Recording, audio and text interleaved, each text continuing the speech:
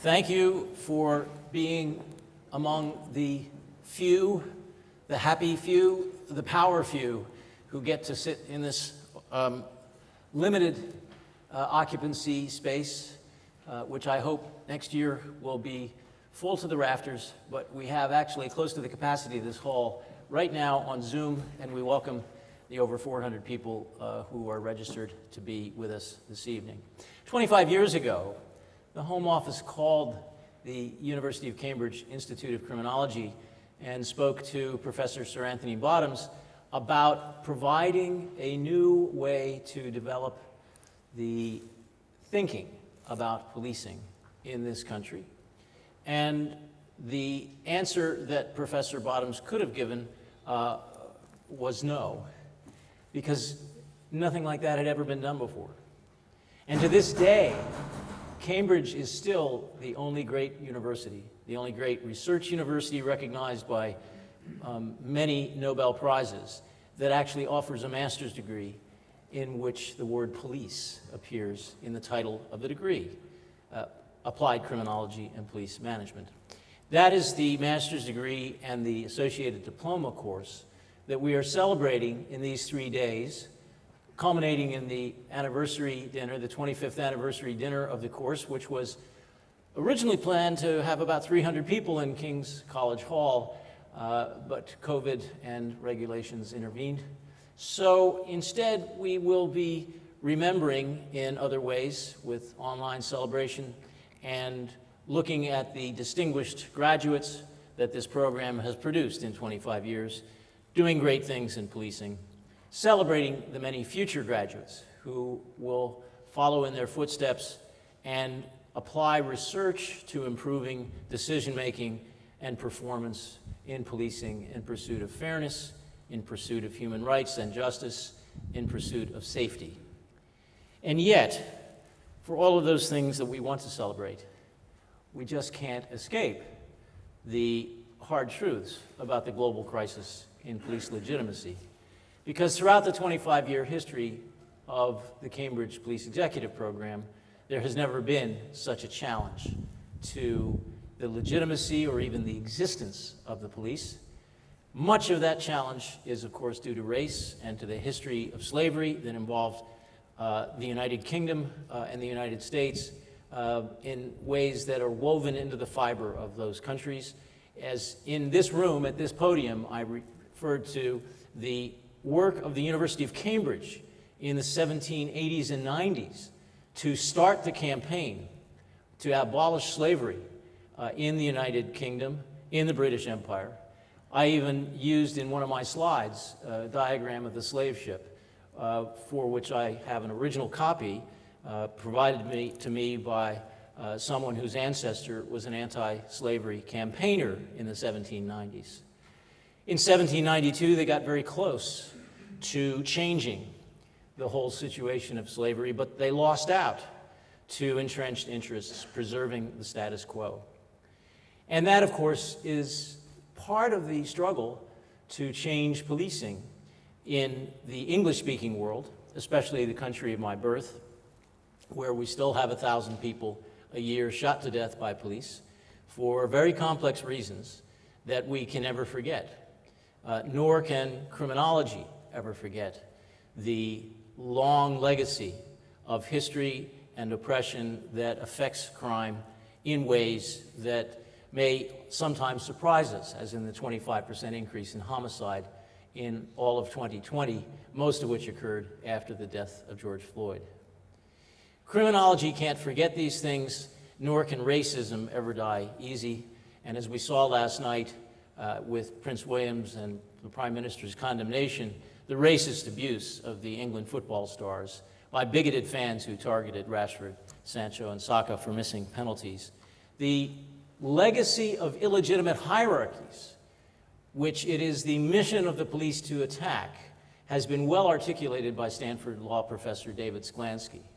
And so if we take that instance of oppression through illegitimate actions as an example of what police fight against in the democratic world, with the strong dominating the weak, males over females, masters over slaves, fraudsters over the vulnerable, and rogue officers overall. We must take note in this year, this 25-year anniversary of this program, of not only the death of George Floyd at the hands of a Minneapolis police officer, not only the nature of his death, which involved stopping his breathing, but also to offer a laudatio for Officer Cariol Horne, who in Buffalo in 2006 did the opposite thing. She intervened with a police officer who was choking Neil Mack to death. And this is a thank you note from Neil Mack, because Cariol Horne saved his life. And at the same time, she lost her job. She was hired in 1988. She was an 18-year veteran. She was making an arrest with another Buffalo officer who used a chokehold. And she stopped him from using that chokehold. And he punched her, and other officers took her out of the context, but the chokehold stopped, and then so did her career when the police force fired her, ruling that in the struggle to arrest Neil Mack with Officer Greg Kwiatkowski, the force said that the force used by Kwiatkowski was not excessive, but she said when he didn't stop, that's when I grabbed his arm from around Neil Mack's neck, and that's when he punched me in the face. So eventually she was fired 2 years later. Kwiatkowski won a libel suit against her 3 years after that. Then she sued the police to get her job, or at least her pension, since she was close to the 20-year pension rule in New York State. And she lost that one as well. But then the officer she had stopped from using the chokehold was convicted of a misdemeanor charge of deprivation of rights under color of law, a federal civil rights charge, after a plea agreement in a case based on his 2009 use of excessive force against 4 handcuffed black teenage suspects. He was sentenced to 4 months in prison and 4 months of home confinement, and that led in part to a big law firm, Kirkland & Ellis, agreeing to help support Cariol Horne. And she finally, in this year, 2021, was able to regain the rights to her pension and to recover part of her life. So Cariol Horne, wherever you are today, we commend you and any police officer who protects those at risk of mortal injury. We join with Neil Mack in thanking you for risking your career to protect his life. We celebrate all that you symbolize about the values and aims of democratic policing. And now, for what I have to say is the delight I take in the infinitely better situation with policing in the United Kingdom than in the United States. I want to take this opportunity to thank our 2 keynote speakers, both of whom were supposed to be here on April 1st of 2020 to talk about the transition of the National Police Chiefs Council, which was founded in the reorganization after ACPO with Dame Sara Thornton as its first chair, and with her retirement and becoming the independent anti-slavery commissioner, she was succeeded by Assistant Commissioner Martin Hewitt of the Metropolitan Police as the chair of the National Police Chiefs Council. We had planned on April 1st to talk about what might lie ahead in facing the challenges of policing, and boy, did we have no idea of what was about to happen. But I'm going to call on the current chair of the National Police Chiefs Council, Martin Hewitt, to give us a view of what he has been through since taking that post, and to have him give his recognition to his predecessor, who will offer her own reflections, but also take us into a new journey that reflects the theme of this conference, the reducing of serious violence, which of course includes not just murder, not just sexual assaults, but also slavery, one of the most violent crimes we could imagine. So first, let me invite a graduate of Sandhurst, a holder of the Queen's Police Medal, a former commander of many frontline troops in the Metropolitan Police. Please welcome the chair of the National Police Chiefs Council, Martin Hewitt. just over or just under 2.5 years ago, I succeeded Sara. Sara had been the chair on the creation of NPCC. And what I really wanted to do, just spend 20 minutes or so giving a bit of a reflection on what, as I've entitled there, has been a fairly unusual 2 years.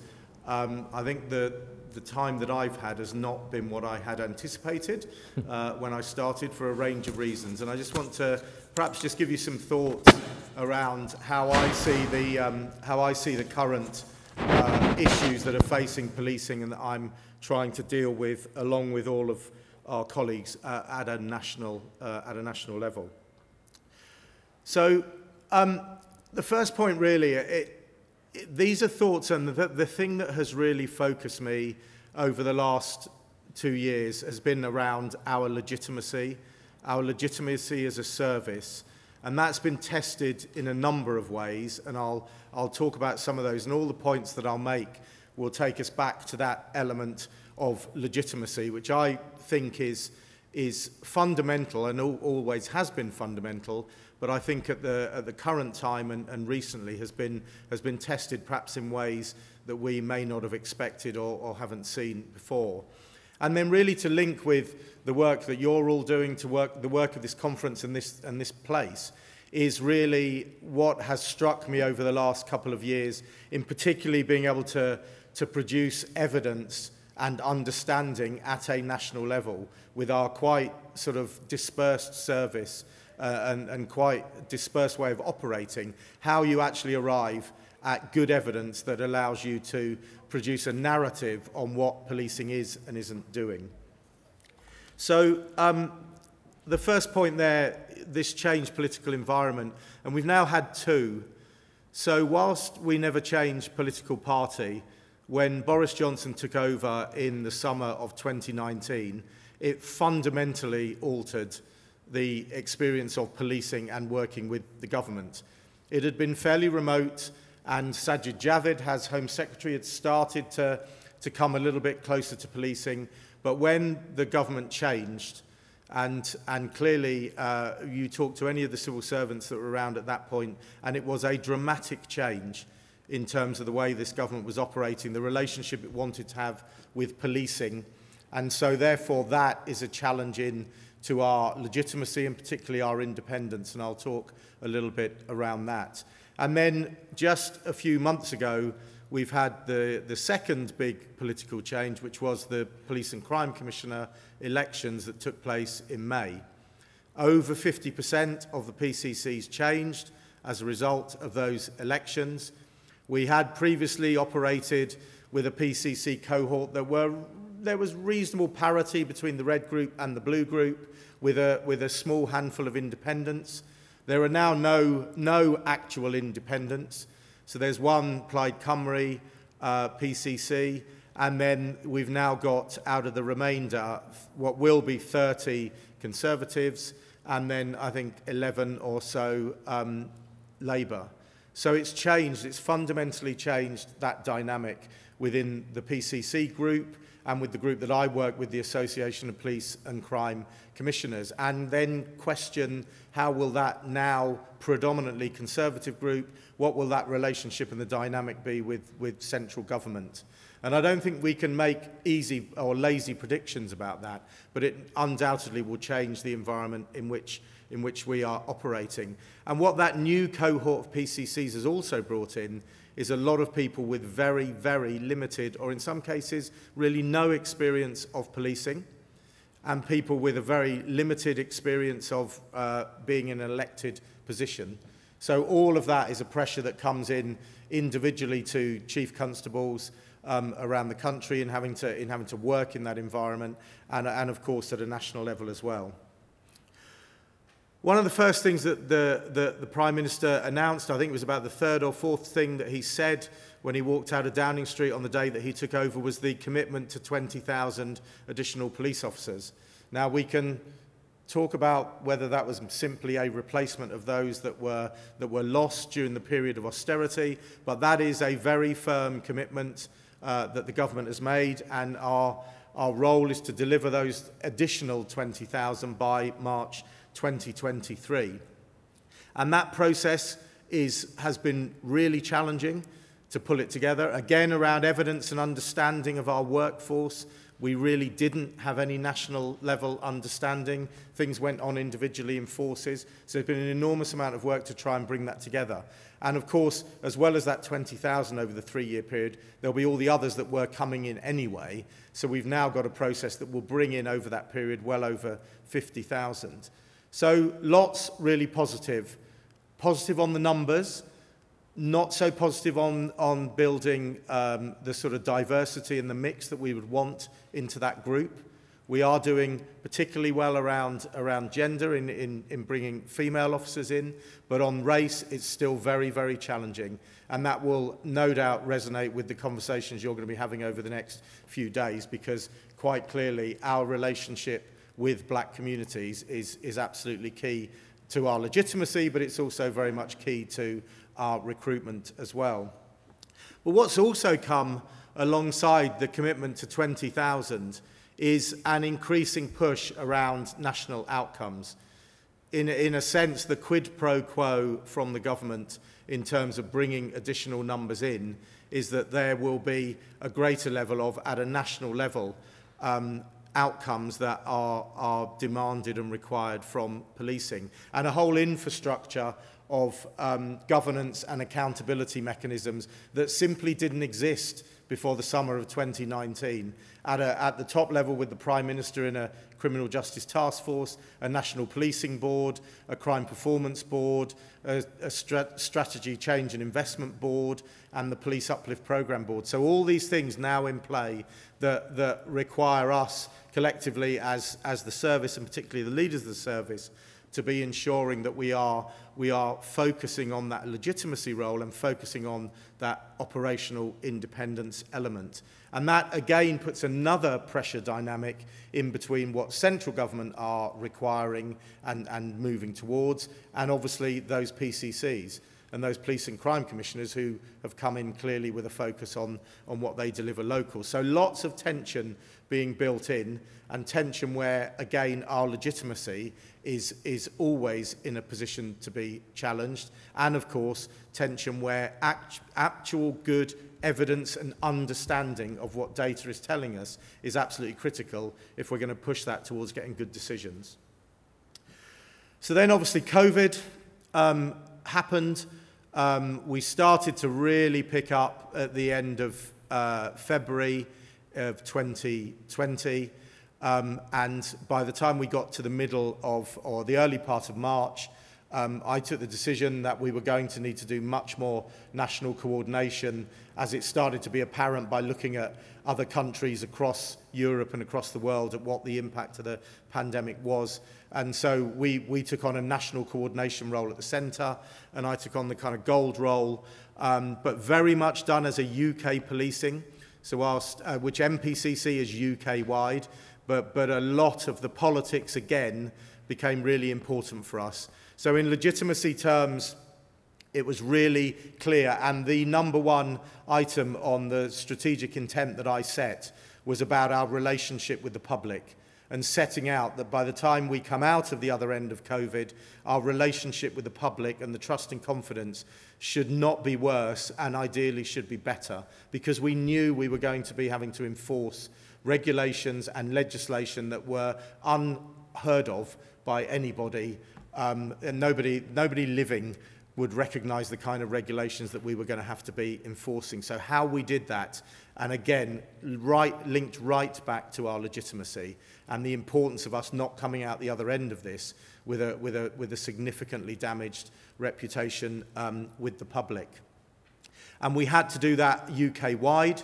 So we have all of the structures that I've put in place, which have set a really quite a high tempo. It's easing off now. Throughout the last 15 months has been UK, despite the fact that at most points during the pandemic, we have had different laws in the 4 countries of the United Kingdom.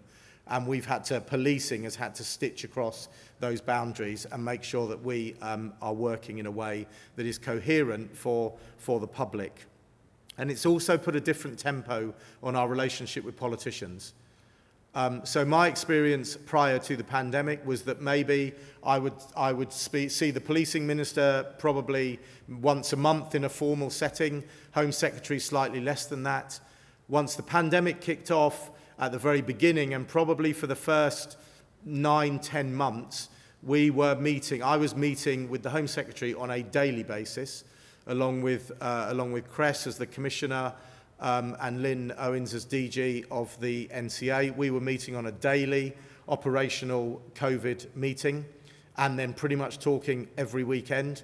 So really interesting challenge about how you maintain that operational independence, how we ensure that what we are doing is retaining our legitimacy as a service, how you utilize that access and that contact, but not at the same time overplay, overuse, so that we end up in a situation where we've lost our bearings on how we should be operating. And that has been really challenging, and as you will have all witnessed and no doubt suffered from, the kind of pace of change at various stages has been pretty fast, and the challenge of how we get that out to the service for the service to understand how it operates has been very, very challenging. But it's put us into a completely different tempo, and from a legitimacy particularly point of view, put us into a place where we were operating in a very, very different space than any of us would be used to. And then in the midst of that, we had the Black Lives Matter protests last summer. We've had all that's come as a result of the murder of Sara Everard and the subsequent vigils and protest around that. And then there has also been at various stages anti-vax, anti-kill the bill, as in the police bill activity that we've had to deal with, which is, as all of you will recognise, is challenging enough in any environment, but trying to deal with that in a pandemic health regulation environment as well has been incredibly challenging. And all of those, again, hence my kind of leading comments, taking us right back into our legitimacy as a service. And the experience, particularly after the Black Lives Matter protests and the sort of response to the killing of George Floyd, was, I think, a seminal moment for us as senior police leaders. Every chief constable in his or her own force was having conversations internally to look at what they were doing, how they were interacting with their public, how they were interacting with their own staff. And we kind of collectively asked ourselves the question and came, I think, to the conclusion that whilst we had done a lot, what we had done was not enough, and what we were doing was not moving quickly enough. And out of that has fallen the inclusion and race equality programme of work that we've now got up and running. We've got a full-time lead for that. DAC Amanda Pearson from the Met is leading on that full-time with us. And we're doing lots of things that we've always done, and we're doing some innovative things in terms of how we use that work to build our legitimacy, not only with the public and particularly with black communities, but also internally as well. We held, one of the things that we've been doing is Chief Constable's Council has been virtual, as you would imagine. And actually that's provided some real opportunities as well. And we did a session around the race and inclusion work where I invited every chief who was on the call to have 4 members of their black staff with them, either with them physically in the room or on the call. And then I invited a number of external guests as well. So we had about 170, 180 people on this call. And the first half of it was really for us to hear from our own staff what it felt like. What it felt like to be a black person working for us, what it felt like to be a black person being policed, and the experience of their families and friends. And then we had a session about how we take it forward. But this is critical, and you know, even in Larry's slide, you can go back as long as you like with this, and we can make comparisons or challenge comparisons with the States. But this is absolutely critical for us as a service. And the work we are looking to do is to really impact on our recruiting, to help us around that, the bringing in the representation around the recruiting. But it is also about shifting the dial on the trust and confidence that is experienced by, or that we have from black communities, which in rough terms is about 20% lower than it is for other communities. So really, really important work for us, and we are currently, and we'll talk later this week at Chief Constable's Council about the work that we're doing around violence against women and girls as well, or male violence, whichever way we want to describe, because again, I think it's something where we need to bring some kind of coordination. Just very quickly, and it may come out in the discussions you're having, but I think the long tail critical incident for COVID in our world is going to be the confidence in the criminal justice system and the operation of the criminal justice system. I mean, let's be frank, if you had a very, very well-running, purring along criminal justice system, COVID was going to have a pretty detrimental impact on how it operated. And we did not have that when we entered the pandemic. When we entered the pandemic, we still had too many delays. We still had too many ways of operating that were not victim-focused, not witness-focused, were not delivering what we need. And then we've had the pandemic. So the backlogs are very, very considerable, particularly in the Crown Courts, and are going to take some time to overcome. And I think for us, as a service and our sector, if you like, the criminal justice tail from the pandemic is going to be the one that will be the most significant for us. This has been a health crisis, and ultimately that's what it has been and what it is. But this is going to be the real issue for us, as I think once the health elements continue to sort of recede as all-consuming, people will start to recognise. Because, as I'm sure many of you will know, somebody being charged with an offence today will likely be getting a trial date that's sometime towards the back end of 2022. And in some cases, that will be even longer. And then when you think about some of the issues that we really have the biggest challenges with, and particularly when you get into areas around particular vulnerability and the challenge of retaining complainants and victims in those processes, when you start adding in those kind of timelines, that becomes really challenging. And for the service, it's incredibly challenging because we are always the front end of doing the victim care and the management of those victims as the process wends its way through. So really, really challenging.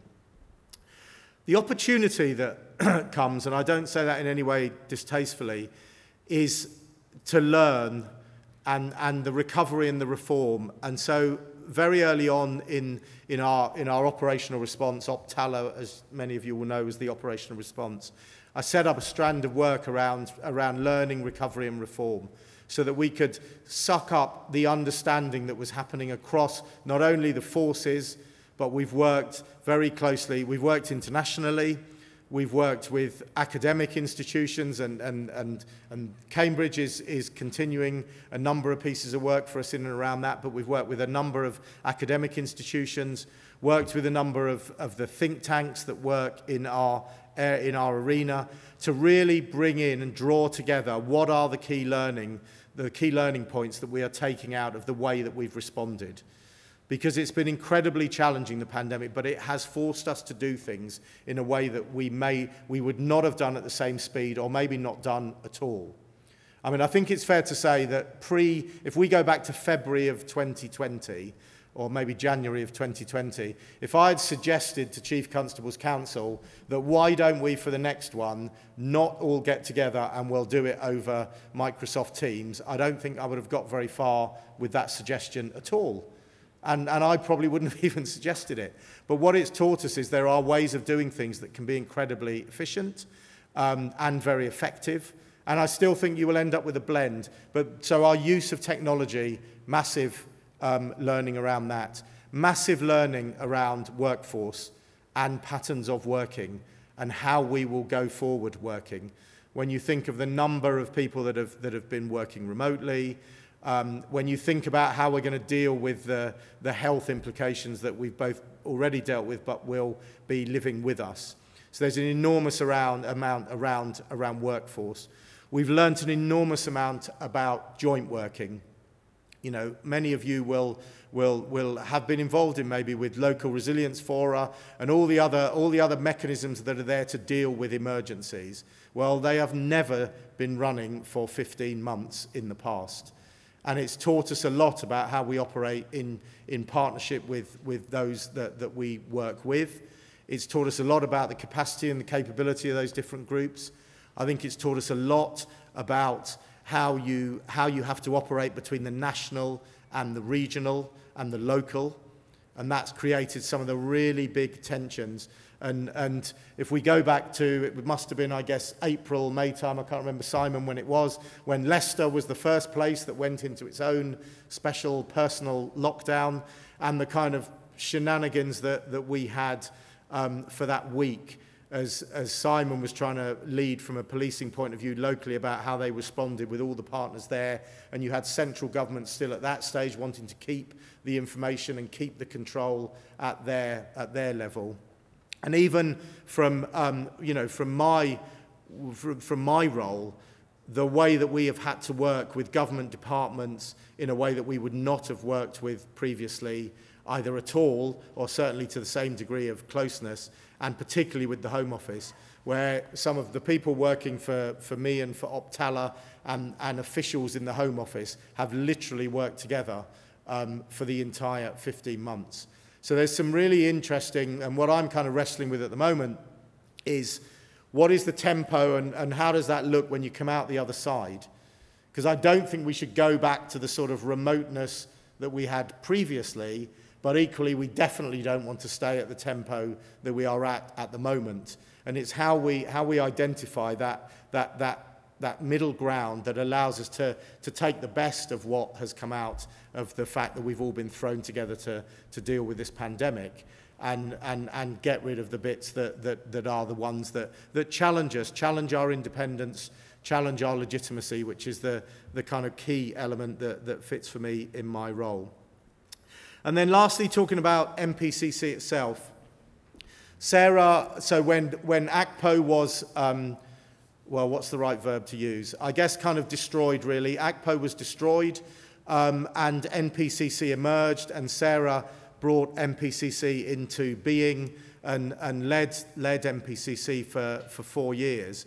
And I guess it was kind of obvious when I took over as the first new person to take over to have a look at how we were operating, and kind of early on decided I think we need to grow our capability to be able to coordinate things, because you could already see that we were going to need to be able to respond as a service to more national coordination, whilst never going in and in any way kind of taking away what is the legal and the operational independence that the chiefs and the PCCs have. But it was clear to me that we needed to be able to effectively coordinate. And that, of course, I think has been, was even further, I guess, supported by the way that the new government came in and wanted to operate, and then obviously by the pandemic and the very, if you like, hard coordinating role that we've taken on during the pandemic. So we were able, during the last year's spending review, to get some money out of the allocations there to allow us to grow MPCC, to give us a much more resilient strategic hub at the centre, to allow us to be able to pull together that kind of sector view and to work work as closely as it's appropriate for us to work with both the Association of Police and Crime Commissioners, and then us collectively working then in with working into the Home Office and linking across to the College of Policing as the sort of trio from the sector. So not only to build that centre, but then also to provide some NPCC paid for staff to work with our 11 coordinating committees. So the 11 coordinating committees that are top level groups, all chaired by chiefs, and to provide some staff out to there, to help those individuals, but also, more importantly, to provide a network back into the centre and to our middle, so that we are able to really understand a service position, to be able to identify the issues where we need to push on strategically, as the leaders of the service, we should be doing everything we can do to influence the direction. And whilst the government, and I think it's, I've been fairly clear, the government are pretty, they are pushing hard about their agenda. They're pushing hard about what they see as the important issues. I have to say many of the issues I wouldn't disagree with as being important issues. And what I will say for them is they will listen. Now, they may not always agree, but they will listen and they will give us the chance to be heard. And we've been able to exploit that because of the tempo that policing the pandemic has kind of given us and given that access. So there is an opportunity for us. And it's really important for me that we carry on building that capability so that we are presenting as strong a service voice as we can, and we are being as influential as we can about where we need to go going forward, and particularly trying to drive longer term thinking. Because of course, and it's inevitable, politicians are seeing it in slightly shorter term around elections, but we need to drive that longer term thinking about those things that really matter. And those things that really matter are the ones that are about our legitimacy as a service. And I think legitimacy as a service comes in two aspects. The first aspect, which I think gets you right into the race issues that you will be talking about over the next couple of days, is, do I trust you as a police service? And I think the reality in this country is that the overwhelming majority of the public will probably automatically answer that question, yes, we are a trustworthy service. But there are undoubtedly individuals and communities who do not, where that level of trust is much less, where that relationship is much more challenged. So that's the first question that we've always got to answer about our legitimacy is, are we trusted as a police service? But the second question is about, will you do something useful for me? It's the efficacy of what we are doing. And that means two things, really. It means being as efficient and as effective as we can be, which is where all the research and the thinking and the learning that you are engaged with here and the research is really important. But it's also about, are you tackling those issues that are most important to us? And I think we would all recognise that landscape is changing so rapidly, largely due to technology, but not exclusively. The things that are the most challenging things are changing all the time. And you all understand how hard it is to shift policing. So we've got to be projecting forward. We've got to be thinking about the challenges that are coming and are going to be present with us in 3, 5, 10 years' time, so that we can start altering our workforce, start altering the skills we have to deal with that. Because you just can't do it once it's right up at the end of your nose. So those are the legitimacy issues. That's why I think it's really important that we carry on building what we are doing at the centre and building on the legacy and the foundation that Sara created, so that we make it, as it says there, capable of dealing with the contemporary challenges that we've got as a service. Because I don't think they're going to lessen at all. I think it's going to get harder. I think post-pandemic, people's views of what is and isn't acceptable, how they want their lives to be, will change. And we need to be understanding that, and we need to be responding to that in the way that we organise ourselves. Thank you very much.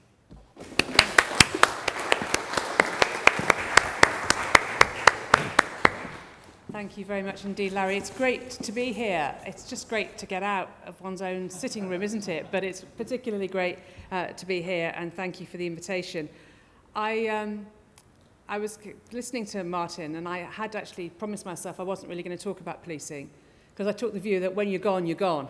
But the more you went on then, Martin, the more I thought, my God, I got out at the right time, because you have had such a kind of a breadth of challenge, and I think coped with it brilliantly over the last 2 years. The thing that struck me about your final bullet point about building capability, and absolutely it would be my observation that was necessary. But it goes back to your point about legitimacy, because at the end of 2014, the beginning of 2015, it wasn't a done deal that chiefs would have some sort of coordinating body. There were senior politicians who thought that that was unnecessary. So the first point was always about saying, actually, there is a legitimacy in what we need to do here, and this is important, not for us, but actually for the public and for the service we deliver. And I think you have to establish that legitimacy before you can build. So absolutely the right order, and great to hear that that's going really well. So I'm not going to talk about policing. I'm going to talk about my day job. And the question I posed here is a comment that Larry made to me when we were chatting on the phone a few days ago about modern slavery and human trafficking being the most undetected high-harm crime in the country, was his position. And I thought, actually, it's a good way to frame what I want to say, because I'm just going to try and encourage you all to think about, in your own practice, in your own commands, what more you could be doing. And I'm only going to speak for a short time, so I had to think about what I would include, but hopefully it's enough just to whet your appetite. One other thing I would also say is that after 33 years in policing, I have found a role which both makes use of that experience and it's relevant, but also there's so much to learn and there's so many challenges. So it's kind of a great job in many ways. I enjoy it, but there's also that sense of doing something that's important and contributing to something which is really greater than myself, of course, but kind of greater. So that sounds awful. You know, it's just not just about me. It's about, you know, a great kind of positive purpose in what we're trying to do. Okay, so what I thought I'd start off with, if you've not spent much time thinking about just the scale of the problem, this is some data from the International Labour Office working with the Walk Free Foundation and the International Organisation for Migration. Two of those organisations are UN related.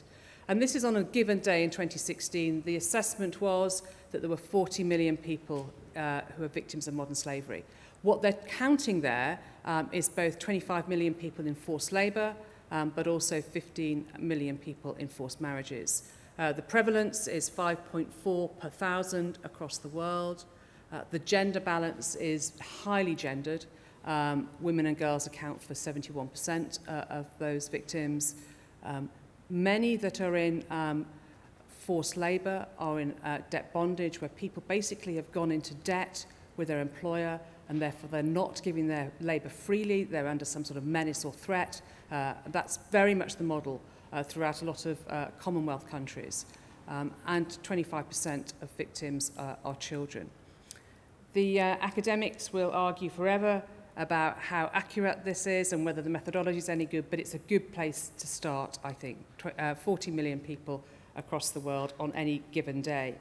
And I think the other thing that's really important to mention is that focus on forced labour. Primarily, modern slavery and human trafficking is an economic crime. It's about the exploitation of victims for the profit of the exploiters and the traffickers, and it's always worth thinking about that. So where does the current focus come from? Some of you might be aware of the Palermo Protocol. It's a UN protocol. It was part of the UN work on drugs, and it goes back to 2000, because what had been happening in the kind of 10 years since the fall of the Berlin Wall, a lot of feminist campaigners on the whole really concerned about the trafficking and sexual exploitation of women across Europe. And so the protocol was developed, and it's one of the UN protocols with the highest number of states signing up to it.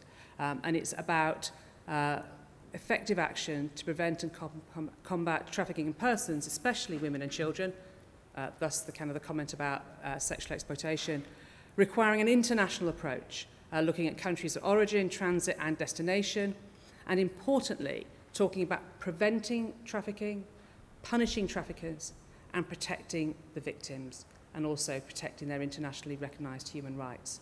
So two really important things that I'll pull out of there. One is that focus on women initially. A lot of the concern earlier on was about trafficking for the purposes of sexual exploitation. What has happened over the last 20 years, first of all, a greater focus on forced labour, and I've mentioned that, but much more recently, a focus on criminal exploitation. And the most obvious one in a UK context is the issue of county lines drug dealing. And the other thing, I was just going to pull out those 3 Ps, prevent, punish and protect. I would say that most of my work fits under one of those 3 Ps. We tend not to say punish, we normally say pursue or prosecute, but it's the same point that we're thinking about how do we prevent this from happening in the first place, looking at the structural, the environmental issues, what do we do about the traffickers, the perpetrators, and lastly, what should we be doing to protect victims and make sure that they are supported to recover not just their freedom, but to live lives of sustainable independence. So that's where it all comes from. What I thought I might do is just give you a few examples of some cases. We often say that modern slavery is an umbrella term because we're talking about sexual exploitation, criminal exploitation, forced labour, domestic servitude. And these are just 3 cases from the last couple of years, which just give you a sense of the sorts of prosecutions that are happening in the UK. The first one, Operation Fort, is a West Midlands case, believed to be 400 victims, of whom about 100 were identified. But these were vulnerable people, nearly all vulnerable men, who were trafficked from Poland by organised crime groups, working in farms and factories. So to all intents and purposes, they were working very kind of low-skilled, low-paid work, but the employers weren't the abusers and exploiters. They were controlled by organised crime groups. So, for example, they would all get paid on a Friday, and the traffickers would then go down the ATM machines in the high street, removing all but maybe 10 or 20 pounds from their bank accounts every Friday. And they were identified by a charity worker because they were at soup kitchens, because they literally were hungry and they were living in the most squalid and awful conditions. So big investigation by West Midlands, and in fact the 3rd trial is still only just completing, so a hugely labour intensive activity. So that's a kind of a classic case of forced labour where the exploiter are the organised crime groups rather than the employer. But of course the big question is, what are the employers doing? What are the farms and factories doing to ensure that their processes, their whole systems are resilient to that sort of attack by organised crime groups? And the answer is, on the whole, not enough. So that's one sort of example. The second one, Op Airbrush, is a National Crime Agency-led case, which was also done in collaboration with several other forces. But this is a sexual exploitation case where you've got 446 addresses used for sexual exploitation, cannabis cultivation, and assisting in illegal immigration. Feng Zhu, a Chinese national, had 31 different identities, and he was basically enabling the rentals of the property. That was his part in that. Big debate about whether the sentence was very appropriate, 7 years and 4 months in 2019. But that just gives you a flavour of the sort of sexual exploitation. That case cut across many, many force areas, and in the end, as I say, the NCA took it over. And then more recently, Operachi, that's a Met case. This is looking at county lines, but also thinking about how can we prosecute the traffickers without requiring vulnerable children to give evidence. The Met have been pursuing quite a lot of these, working with a variety of different forces. I think starting off a lot with Norfolk to begin with. This is a Devon and Cornwall case, but 2 adults. The woman actually was a manager in a children's care home who was working with a senior gang member. The children were plugging drugs and being sent down to Devon and Cornwall. And the interesting thing about that case is that the convictions were based completely on call data. The victims did not give evidence at all. So that just kind of gives you a flavour of the sorts of cases. But my point would be that actually these prosecutions are few and far between. So these are the most recent data, and this isn't just for prosecutions under the Modern Slavery Act. These are all cases that the police and the CPS have flagged as modern slavery cases. And so you can see that's the calendar year data, pre-charge receipts, so that's when the cases are being sent by the police to the Crown Prosecution Service. And you'll see if we look at 2020, the numbers of prosecutions were down on the previous year, as were the convictions. Now, some of that is definitely COVID impact, but overall, I think the message I would have is that those numbers are very low, not least because in the last couple of years, over 10,000 victims have been identified in this country. So kind of the attrition is enormous. But it's not a problem that's just limited to the UK. This is from the Trafficking Persons Report.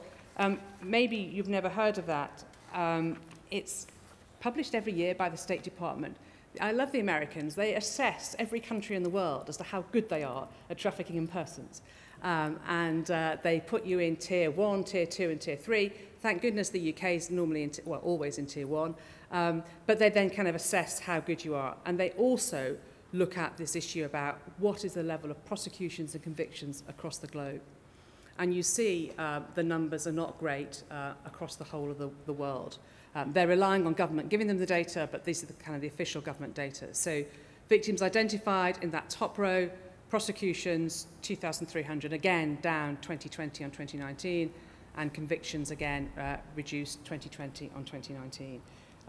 So it's not an offence which is easy to investigate, to prosecute or to convict. But what I want to do is really to encourage you to think about it, because the harm that people suffer as a consequence is the most substantial. And I really do think the fact that it's very difficult shouldn't stand in the way of more determined efforts. Now, I've got a few ideas about how we might do that. But before I do that, just a point on this. Of those victims identified, as I've just said, 10,000 in the UK for the last 2 years. So the vast majority of those cases, well, not the vast majority, but the majority of those cases actually are UK victims identified. We are very good at identifying victims, but there are all sorts of issues about turning those victim reports into prosecutions. But before you all get carried away and think this is a really good thing that I need to go and do, and it's just like shelling peas, it is not. And there are two things I want to talk to you about because they're kind of part of the broader context of what's going on here. The first point here, and this is thinking about a criminal justice response. The first point is a quotation from a South African academic called Joel Quirk, who I've had several conversations with about his perspective. He is part of a group of academics who, they don't definitely think this, but they will challenge very strongly this concept of modern slavery. And they will challenge it as politically motivated, to look at the most egregious, to look at the most extreme examples. And their argument is that you focus on those exceptional cases, and therefore you at least deprioritize, if not tacitly legitimize, the everyday abuses in the system. And the second bullet point, what they would say is this focus on the most egregious, sort of criminalising the most egregious sorts of slavery, means you don't really think about, this is really about migrant rights, and this is about labour rights. So it's just kind of worth thinking about that sense in which the criminal justice response, and you've got it all over the issues, I think, with, you talked about policing legitimacy in the states, and to what extent, more policing, more prosecutions are the answer to these sorts of problems. And you've got it absolutely in this world that I'm inhabiting, that is this the right way to deal with it? Because in fact, what you then don't do is think about this is a much broader issue about the human rights, particularly of migrants and vulnerable workers. So that's the first thing to say. The interesting thing is, of course, I mentioned that Palermo Protocol at the beginning. Because you have got a focus on the most egregious, you actually get substantial bipartisan support, which you wouldn't get if it was about migrant rights or labour rights. And so it's a kind of, it works both ways. So you get bipartisan support in this country or in the US, but maybe it comes at a price. So that's the first thing to think about. In fact, it's quite contested. But the second thing, I probably shouldn't put that big quote up as soon as you can see this idea of victims who offend. All of us know in policing that this idea that there are victims that are offenders and it's binary, just how not true that is. But it's so true in the world of slavery and trafficking, where you've actually got victims who are offending. And I think the criminal justice system deals very poorly with that. Let me give you a little bit of an explanation before we go through that quotation. The Modern Slavery Act 2015, Section 45, provides for a statutory defence for if they are committing an offence as a direct consequence of their trafficking, and in the case of adults they were compelled, and a reasonable person in the same situation would act similarly, then they have a defence in law. And this is a very important consideration. It comes from the European Convention Against Trafficking, this idea that it is not right for the state to be prosecuting people who are only committing offences because they're trafficker or they're enslavers and forcing them to do so. So it's a really, really important bit of law. What's happening in the UK, though, is very different, I think, from any other country I can find in the world, because we're taking particularly child criminal exploitation seriously, but particularly criminal exploitation. And this defence is being used very frequently in drugs trafficking cases, maybe possession of knives and other gang-related cases, maybe in terms of like forced theft, a whole range of offences, and of course document offences to do with immigration. And in fact, somebody was saying to me last week, and I must admit I didn't agree with them, but they were saying, you know, in the gangs, what's happening is children being forced to commit sexual offences. Now, in fact, actually that's outside of this defence. It's not a defence to a sexual offence. But the extent of which children are being forced, and vulnerable adults forced to commit criminal offences, makes for this to be a really kind of troubled area. So that's the law. We did some work on this last year, in fact, for a lot of last year, and came to the conclusion that there is a real problem with the way the system's operating. On the one hand, police and prosecutors are not thinking at the beginning of the investigation, is this person potentially a victim rather than offender, particularly if you're thinking about, you know, drug trafficking, but a range of other offences. And on the other hand, saying that if there's a thing called the Home Office Single Competent Authority, if they've said this person's a trafficked person, they automatically have the defence, which again is not true.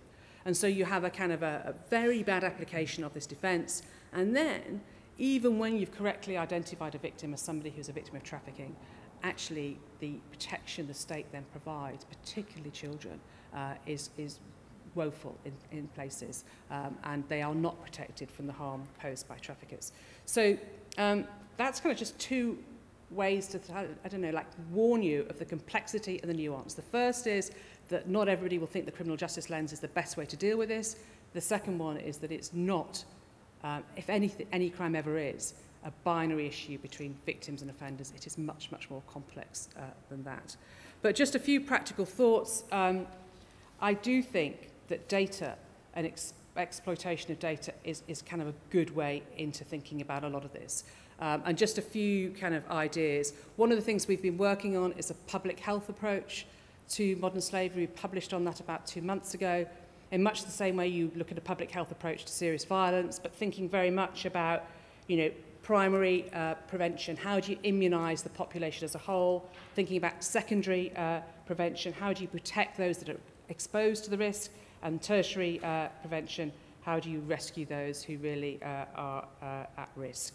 So that's very important. If any of you know anything about public health approaches, the focus on data and understanding the problem is absolutely central. So that's one thing. Suspicious activity reporting. One of the things that I have discovered, as I said, this is very much an economic crime. We are not good, certainly in the UK, at financial investigation for all sorts of reasons. I personally think it can help prove offences and offending, but it also, of course, gives you the opportunity for reparation and compensation for victims. Suspicious activity reports, the SARS regime required as part of anti-money laundering. You know, what is it, over 750,000 SARS a year? Are we really exploiting all that data to look for the patterns and to kind of pull the picture together? There are some developments in policing. The West Midlands, again, National Data Analytics Solution is doing a bit of this sort of work, looking at big data sets and using sort of very kind of rudimentary forms of AI to identify cases and identify connections. And then there's the work that Simon Bailey's leading on TOEX, which again is looking at data sets to help to identify the connections and to help with investigations. But just kind of a thought, I've mentioned forced labour a lot. The International Labour Organization, the ILO, has indicators of forced labour. Things like debt bondage, sexual violence, threats, non-payment of wages, non-payment of overtime. There's 11 of them. You know, thinking about those sorts of indicators and how could we use those as red flags right across big police data sets, for example. And lastly, thinking about law enforcement data, helping to inform due diligence in businesses. I haven't spoken much about Prevent at all, and it's probably the area I most enjoy and find most fascinating. But it's about thinking how business can be much better at identifying forced labour in the supply chains, because I'm sure some of you are aware, but if you're talking about, you know, picking cotton, farming for seafood, minerals in our telephones, our batteries, all our electronics, if you're thinking about chocolate or cocoa, so many of the basic things that we all use as consumers have significant forced labour risks in their supply chains. So thinking about actually how law enforcement data can help with the due diligence of businesses, with investors, with insurance companies, with banks, with a whole range of organisations. So thinking again as what have we got which could help others to take a much stronger view on prevention. I'm going to finish there. I hope I've managed to communicate a little bit of my enthusiasm for this area. It's really important. It's not straightforward, but I really commend you to think about it as you go about your business. Thank you. So I regret that I'm out of microphones and I can't go out to the floor, but I can repeat for our audience on Zoom any question that I can actually hear from up here, if you're loud enough in stating the question. Do we have any questions for our distinguished guest? Yes, Chief Constable James Vaughan from Dorset.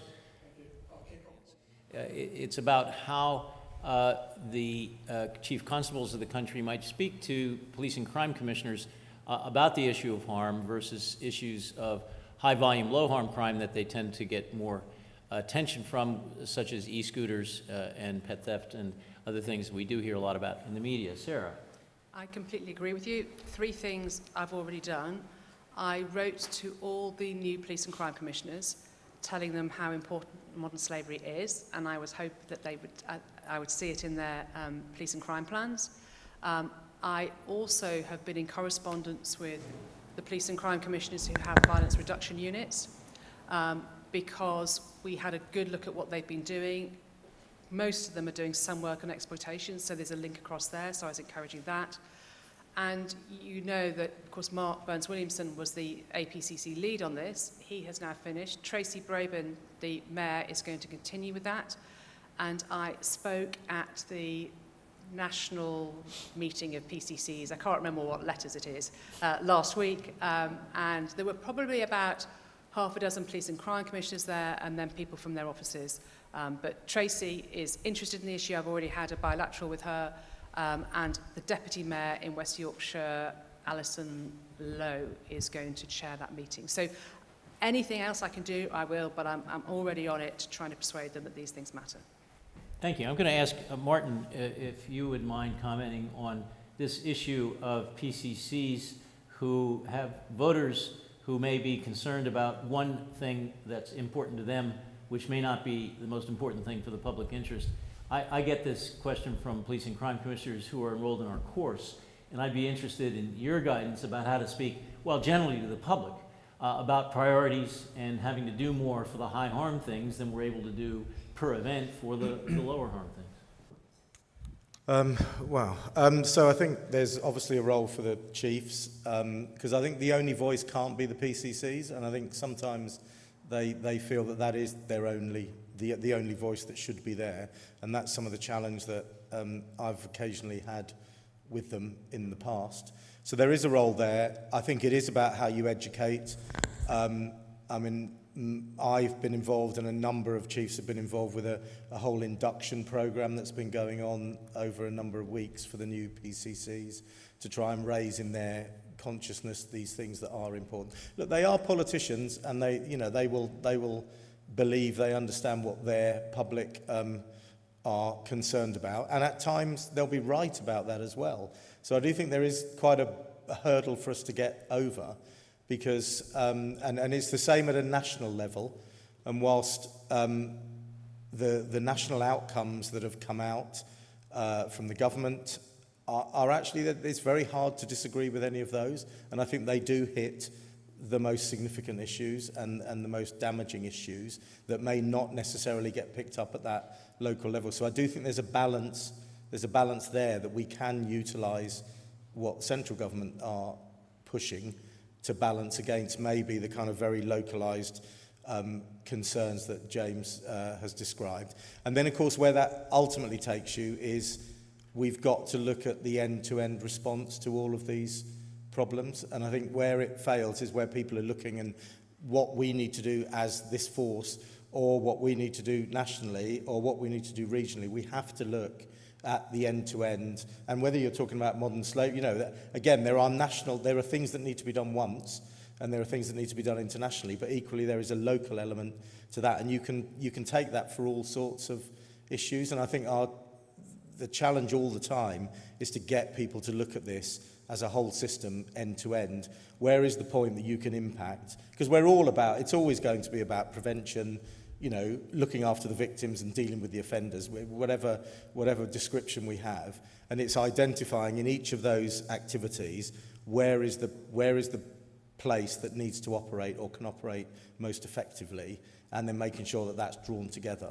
And that's why, you know, being able to coordinate things and being able to do some things with a national flavour, we're increasingly operating in a regional way that I think is advantageous.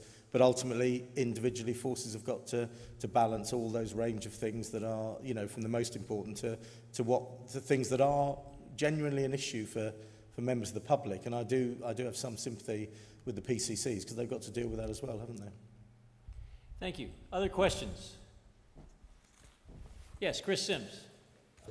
For Zoom, the question is, what is the strategic effect of Brexit so far, to the extent we can tell amidst the confusion of COVID and other things going on? So, I mean, that's a really good question. And Brexit did happen in the midst of all of that, as you rightly point out. But I guess my response when people often say, Brexit seemed to go okay, is, well, it hasn't happened yet. From our perspective, I think that's probably true more broadly. But so we're exactly where you suggest, Chris. We are at a place where we are starting to see the implications. And the way I would describe, I mean, to be fair, the negotiating teams got about as good a deal around security and policing that you could possibly have got. But what that gives you is it gives you a statutory framework to allow all the things that we need to do to happen. What we don't yet really understand is how well will that happen in practice when you're reliant on both ends of each of those equations to operate. And we're already seeing quite considerable differences in the way different member states are responding to what is now their responsibility. We're in a really interesting place in terms of reframing our collective relationship with Interpol, which does now offer some interesting opportunities that perhaps we never exploited. And through the work, because we created a thing called the International Crime Coordination Centre about 18 months ago in the build-up, and that's proved to be very effective. But we are still, I would say, a good, probably by the end of this calendar year, we will really start to, because of course so much movement has been restricted simply because of pandemic restrictions, but that is gradually starting to open up. So there's quite a range of work to try and understand. And as I say, I think by the time we get to the end of the year, we'll be in a better place to understand whether it's fundamentally changed any trends. Because I think the reality is, particularly if you look at organised crime, they're trying to work out what it means as well, as much as we are. So you've got all of that, which we'll be able to, and then we'll have started to see whether these bilateral arrangements are actually delivering in reality compared to what is written down on paper. But I think the deal was as good as they could have got, but we've just yet to see whether that actually, when it's needed to be operating, whether it actually delivers. Sara Thornton, any impact on slavery from Brexit? So Martin's just been talking about all those EU tools and the work that the ICCC has done, and done very well, I think. I've always had a big interest in this because if you look at the JITs, the Joint Investigation Teams, a big percentage of them are modern slavery cases. So from all my conversations with NCA and the ICCC, it's that, as you say, it's been okay because there have been lots of kind of very pragmatic workarounds. And we've got people sitting in Europol, haven't we? Some very good detectives. We've got, as you say, the Interpol workarounds. I think the big question is in the sort of medium term, what's the nature of our relationships going to be? So we've practically kind of got through it, but actually there's a bigger question. I think that's the same point that Martin's making. The other area, of course, which affects modern slavery is the changes to the rules about immigration and residence. And so both the EU settlement scheme and the new points-based system both have the potential to create more vulnerability to slavery and trafficking. Yeah. Because if you think about it, if people are here in the country and they're not regular or they're illegal, whichever phrase you want to use, then they are really exposing themselves to exploitative practices. It is a massive issue. Similarly, you could say about the latest asylum and immigration changes, but particularly that EU settlement scheme and the point-based system. Because at the moment, people from Europe can still have been coming through. They're coming through the e-gates. There's no check on them. And once they're here, they're not working legally. Anybody who's come since the 31st of December cannot apply for the EUSS, the settlement scheme, if they weren't here before. And so we were already hearing last week of various people from Eastern Europe being trafficked through, going through unchecked through the e-gates, and then in real difficulty when they're here. So that, don't forget, the kind of the immigration side is a massive issue. And just to finish on that, what tends to happen with victims of modern slavery, they will be assessed by the Home Office as to whether they are victims. And then if they're from most of the rest of the world, they will go into the asylum system. Now, there's a big question about whether that's the most appropriate way to support them. But if you think about it, people who've been trafficked from maybe places like Romania, Bulgaria, some of those Eastern European countries, particularly where you've got sort of very kind of violent organised crime with kind of sort of mafia-type organisations, we know that people from Europe will not be granted asylum in this country because it would be regarded as an inappropriate use of asylum. So there's a big question mark about what will happen to those victims longer term in terms of can they stay in this country if they're not subject to the settlement scheme, which they probably won't be. So that is an emerging problem, which we're keeping an eye on. Thank you. We have time for about one more question. Other questioners? Yes, ma'am. That's Katie Harbour from the Metropolitan Police asking about the possibility of a national consensus on more diversion to out-of-court disposals at a time with massive backlogs in court processes. Seems like a good opportunity. How about it, Martin? Hi, Katie. I guess your question encapsulates essentially the day-to-day challenge of my job, which is how do you get anything done consistently across the police service? I think there is the reality is there are very different views about forms of diversion. You can even go into talking about the sort of restorative type work, and I think it is a real challenge for the system, and you get different you'll get a different political approach. You get some of the rhetoric, which I think is unhelpful. I didn't put it up on the slide, but we were promised a criminal justice Royal Commission, and that I think is still there floating somewhere, but has kind of been pushed aside because of COVID. But there's no question that we have got to start looking at how we deal with and using diversionary tactics is undoubtedly a way to deal with the backlog that exists. And this is a backlog that is going to be going on for some considerable time. There has been some progress, but it is significant and will remain significant, and I think significantly damaging to some of the most vulnerable victims. But then the sort of genesis of your question is you then add on the race element as well, which is so prevalent. And one of the things that we did in all of the work that we're doing about the inclusion of race equality is go back to all of the previous reports that have been done and work that's been done, and of course the Lamy review into all the disproportionality. There's a lot in there. So I think there is an appetite on our side. I think there is a reality that we have to push that really hard as the CJ system tries to recover itself. But as to getting the consistency, that is really difficult in the environment in which we operate, where we've got this kind of, you've got the central drive from government, but that you then have got all of those independent organisations. And as we've said, quite a change in the perspective from PCCs at a local level. And, you know, what I pick up and what I hear, there are clearly some people who are in those positions now who will not necessarily be favourable towards diversionary. You know, there is a strong kind of punitive element that is quite hard. I mean, interestingly, in the CJ stuff that I've been involved with, you know, where the Prime Minister's there, I genuinely do think he understands that and talks about, particularly talks about redemption being there for people.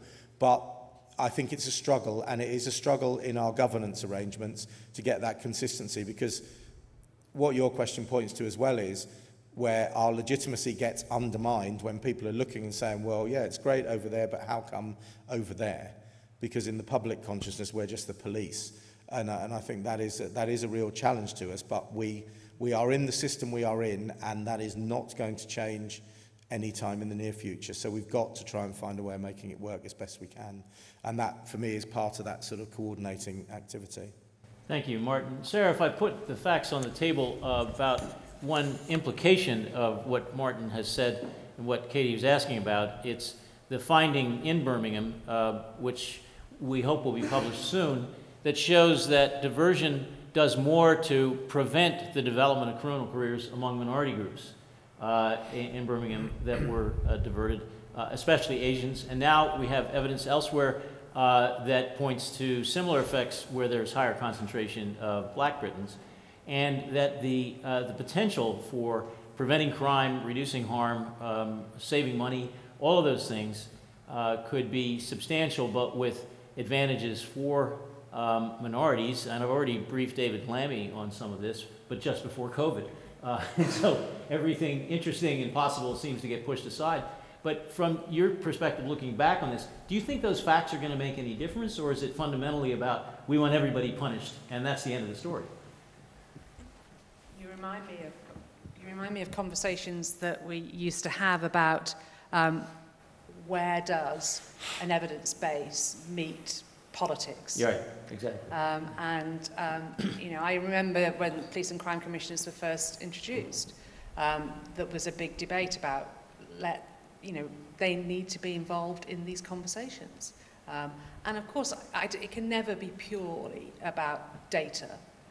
There has to be a kind of a negotiation, but I think you can only do it and persuade people by doing the sorts of experiments that you're doing in the West Midlands. But at the end of the day, we've got to accept, you know, we're all Democrats, aren't we? And if people have been elected on certain positions, which maybe are not evidence-based, you know, then there is some respect for that. So I think it's got to be a negotiation, and just as you've been doing, just practice and show that actually maybe the political views are not informed by the fact. They're much informed by myth and stereotype, and that if we put the facts in front of people, then hopefully you can begin to nudge people's opinions.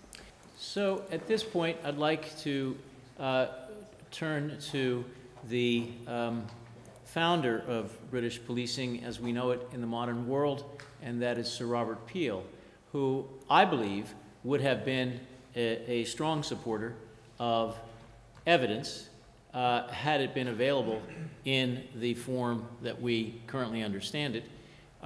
He certainly, according to Douglas Hurd's biography, bored for Britain with lots of facts and details in all of his parliamentary speeches. And Peel was, at the same time, part of an intellectual cohort that, at the center of which was Jeremy Bentham, who was full of ideas from the panopticon, excuse me, to the creation of a police ministry in 1814, which was actually quite heavily debated, if a bit before its time. Now, what Peel has stood for since his death, I think, is ironically closely linked to operational independence. It's linked to rationally and fact-based policing.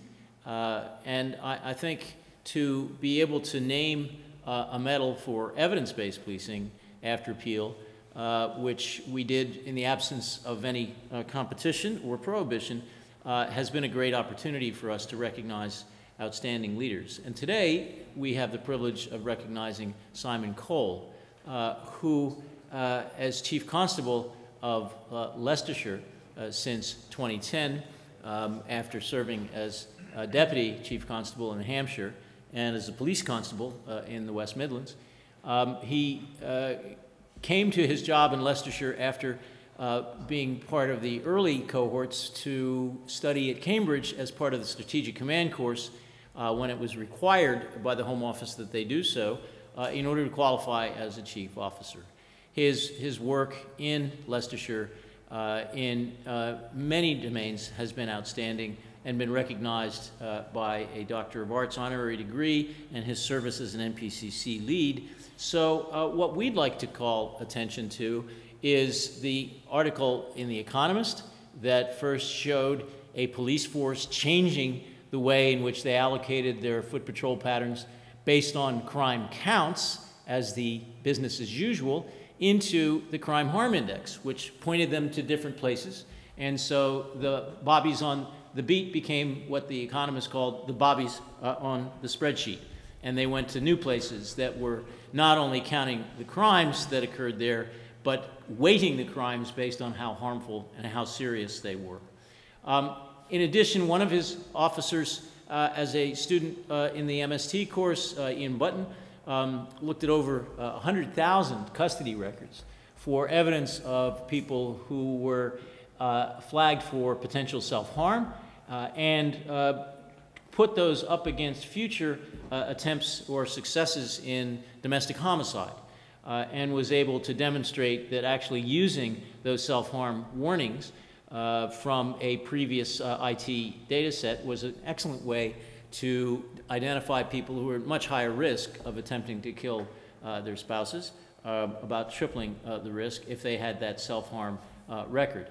Another of the Leicestershire officers, this one who became an Assistant Chief Constable, David Sandow, worked on something that Sara Thornton brought up, which is the idea of overlap between victims and offenders, and was able to identify with the Leicestershire data the fact that we had far higher levels of harm associated with people who were both victimized and victimizing, and with most of the harm that the offenders were associated with actually was what they were suffering as victims.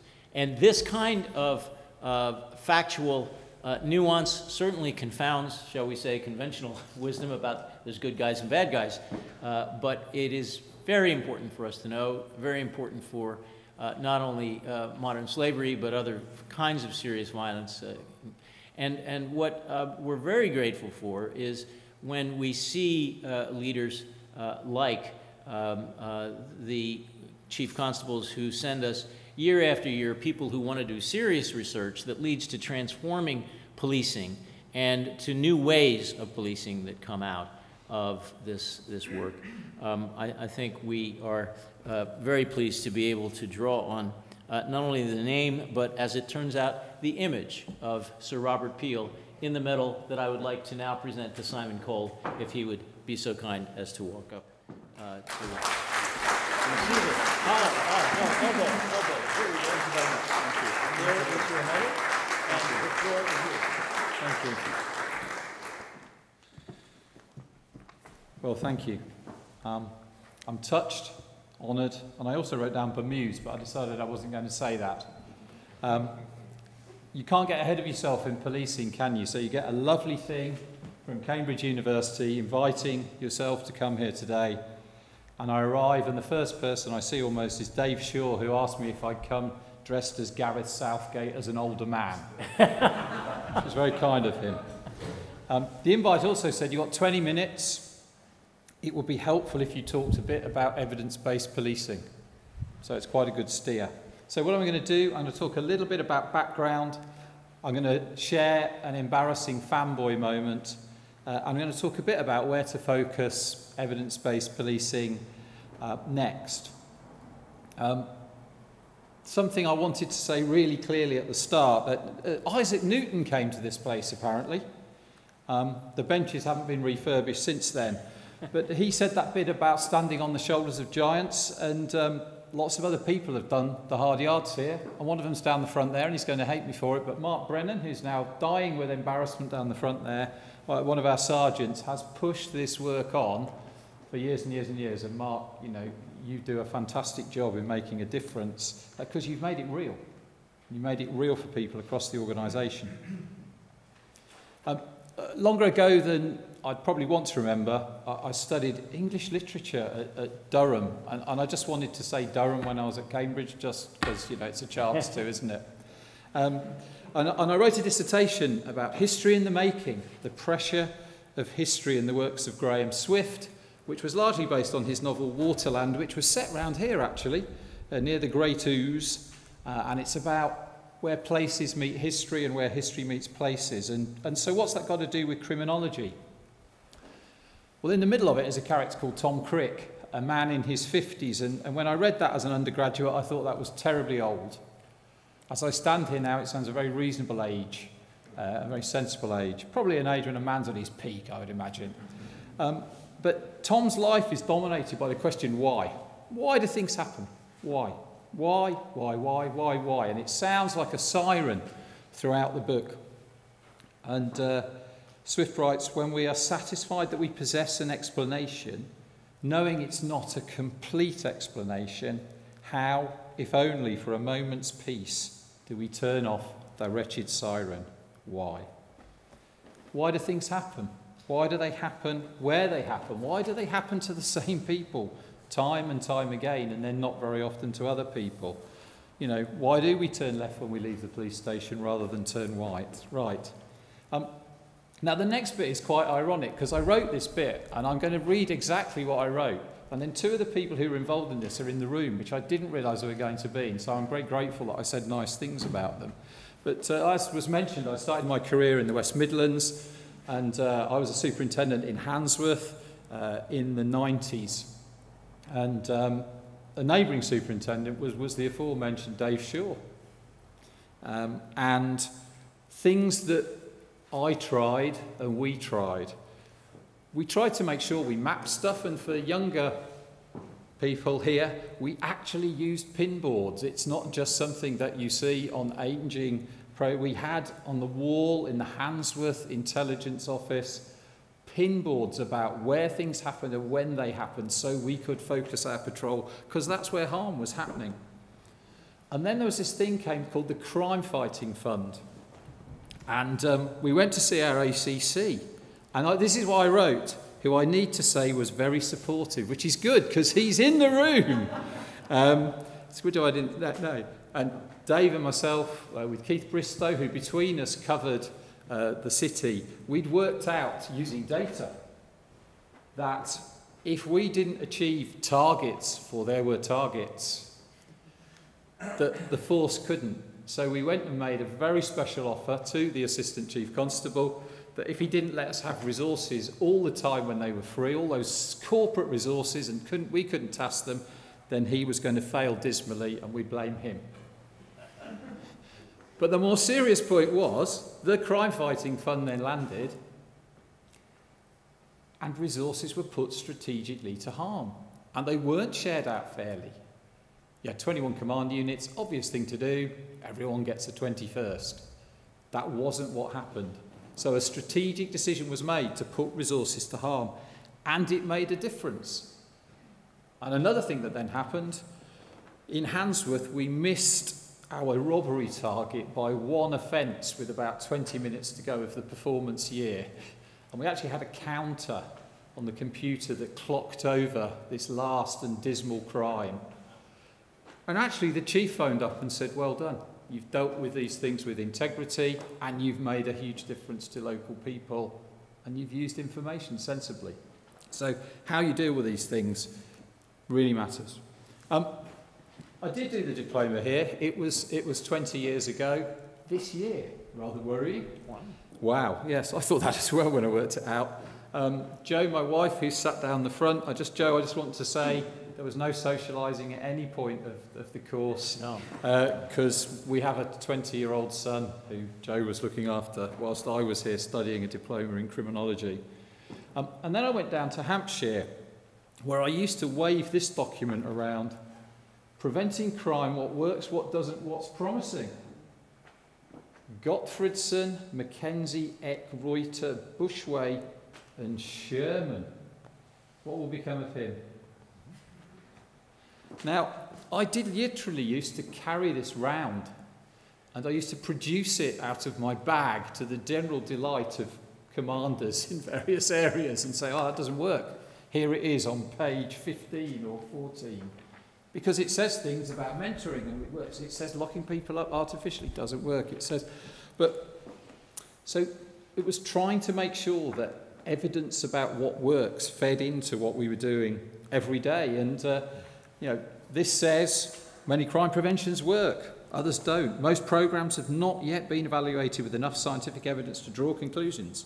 Enough evidence is available, however, to create provisional lists of what works, what doesn't, and what's promising. And then with a brilliant piece of academic thinking, it recommended that more academic work was the answer to this problem, which is quite good if you're an academic, I guess. In Hampshire, there were some fantastic things going on. Operation Cobra being a really good example of that, which was run by a Chief Inspector called Julie Earle and a Crime Reduction Officer called Alan Edmonds. Discuss, isn't every officer a crime reduction officer, but maybe that's not for now. It didn't win the Tilly Award, but it did win the Goldstein. So it's like lost the FA Cup final and won the World Cup. What did it do? It used crime pattern analysis to provide and define the response to crimes all across Portsmouth, vehicle crimes. It engaged partners, and you got a different response according to the volumes of offending. So streets with 11 or more vehicle crimes got a higher response, a more focused response, a more offender-focused response than streets with fewer, and it worked. The other thing it did, which sent the local media into a frenzy, if you paid for parking within the area of Cobra, the parking machine talked to you, and it told you, lock your belongings away, keep them out of sight, and all these kind of things. So there was a bit of behaviour change going on as well. So Cobra was a kind of real big-scale partnership application of an evidence base, which did make a difference and worked. Now, the embarrassing fanboy moment, the great Sherman himself came to Winchester. Charles Pollard was chief of Thames Valley. I mean, when does that? There's the two people who succeeded him in the room. I don't consider what year that means it must have been. And we got the chance to have a chat, and I gave the speech that I think I do need to say on this stage on behalf of all police officers. Please, whatever you study, please write it up in a way that we can do something with it at the end. You know, don't send us 50 incomprehensible pages, because the mythical late-term van driver is a real person. And they're trying to turn academic thinking into a real thing. What have we been doing in Leicestershire? Well, I suppose we've been trying to be enthusiastic. We've done symbolic things. We've had evidence-based conferences. We've had evidence-based policing awards. We've got people doing bits of work through the East Midlands Police academic collaboration around legitimacy and community engagement, studying public perception, studying what's a good and effective means of communication. Is Facebook a good one? Does it work? Who's it reach? What's it do? Why are we doing it? Lots of work around vulnerability, work around street workers, work around the role of neighbourhood policing in modern slavery. See, it's true. So, you know, how can a neighbourhood police team make a difference to modern slavery and prevent and detect it? Work around passive drugs dogs. We're doing it, it's highly visible, people seem to like it. Does it work? And my favourite bit, we've even done some evidence-based research whether evidence-based policing works by talking with 27 of our leaders about, so what do you do with it? You've just had highlighted some of the probably more profound pieces of work. David Sandall, Assistant Chief Constable Crime, came and did the Masters here, and did the piece of work around that overlap between offenders and victims, and how do you deal with the victim offender and what does it mean. The work around domestic homicide and the link to self-harm threats, where there was analysis done of 100,000 custody records. So we've tried to do things in the spirit of Roosevelt, who I've got Roosevelt written on my wall in my office. It's a common sense to take a method and try it. If it fails, admit it frankly and try another. But above all, try something. The Economist, of course, then came hoving into view, and Phil Kay sort of made the Economist, because we did use, and still to an extent use, the harm index to shape where we put people, because the beat that was highlighted there, Spinney Hill, we've got 67 beats. If you just measure numbers, it comes 13th. If you look at harm, it comes 4th. It totally transforms your approach to that place and the people who live there. It also is a different conversation with partners. So, 80% of harm in the force suffered by 5% of the victims, and just under 5% of offenders cause that. So it allows a focus, and some of the people on this may also have been in an event last week with Dave Thompson, who was talking about precision policing and the concept that offering a generic policing product is probably not match fit, really, for the world we live in. So you've got to be more focused. Well, there's a way into focus in the discussion at the moment about violence against women and girls. Volume sex offences, 2%, harm done by them, 30%. So if you weight the harm, that's a very different discussion, isn't it? This is 2% of our workload, this is 30% of our harm. Totally different discussion, and meant that what we've done is try to put in some people working on harm reduction in those specialist teams. And I think one of the things, harm has become something that we talk about. We do talk about harm. It's not an abstract concept. The Violence Reduction Network, Sara mentioned, that is very much applying public health approaches and things that work. It's changed some of the public messaging to "we don't carry" rather than "knives are very dangerous." It's working around mentoring because there's evidence that that works. It's working around hospital interventions because there's evidence that works. It's doing work in schools because there's evidence it works. And it's doing that across a broad set of partners. I think the other thing we've tried to do is value professional development as well. And lots of colleagues are trying to take that opportunity. We tried to use technology to free up the front end. So we're using a technology called Power BI. Different forces are using different things. But what it means is, if you're the sergeant at Market Harborough, you can look on there, the data tells you something. You can do something with the data, and it takes you 15 minutes, and it gives you an analytical look at data that you can actually action. We're also trying to do some work around intensification around violence hotspots, because 25 hotspots, which is 0.08% of our locations, carry nearly a quarter of our serious violence. So there isn't probably much point patrolling the other 99 and a bit percent in the same way as you do those very focused pieces. The challenge, of course, is how do you do that in a world that we've just had described to us, in a force that at one page, I was having a bit of a flashback then when Martin was talking. You sort of, we don't get the chance to pause and reflect. The COVID, thank you for mentioning Leicester as well, very kind. But there was a point when different parts of the force were within different legislative frameworks. That's quite tricky, and it's very tricky for the public. Very, very tricky. There was a point where the only place you could get your hair cut was Rutland.